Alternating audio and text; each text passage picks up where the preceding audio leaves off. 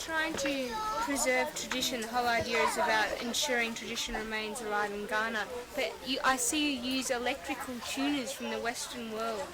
How do you explain that? Well, Is this borrowing the good things about the West to try and improve things in Ghana? I think that's to use the electric tuner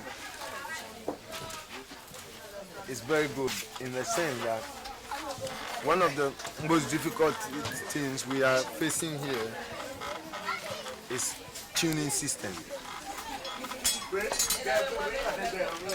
We always have to use our ears. And most of the time, if you listen to the,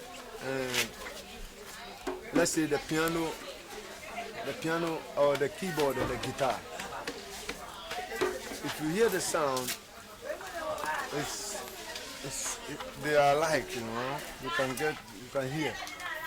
But you just imagine the gonje, how it sounds, and the moro, how they sound. The difference is too big. So you can't be sure about the tune. You can never be sure. You can hear, but until you don't have this tuner, you can't say it's right. It's very difficult to see, especially if you're not coming from that tradition. Well, the thing is that I think things like technology in the West is if it's used correctly, it's a progressive thing, because for example, we can record traditional music and preserve it for people outside the culture to hear it. If you have good, like for example, we're filming this thing here as a documentary or whatever record we use.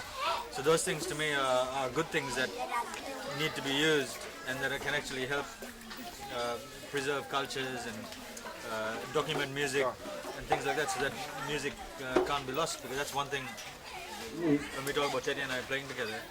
The fact that we play well together is not only the fact that we're musicians, but we have a common interest in music and musical history and culture and stuff like that.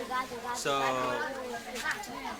this is why we're doing this, for example, trying to record and document some of this stuff so that it's not lost for future generations in Ghana, as well as which would hopefully interest people in the West and make them more aware of what's happening in Africa and in other places, so that the music here, or the musicians here also can be encouraged that their voice is being heard outside their own areas, and that may encourage them to keep on a tradition rather than maybe stop playing the tradition and go on to something else because they can't make any money out of it, or the dances are dying out or something like this.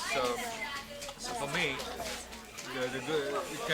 technology is a double-edged sword. You can use it in a good way, or it can be used to destroy things if it's not used properly. But if it's used with the right motives and like we are attempting to, I think it's a good thing.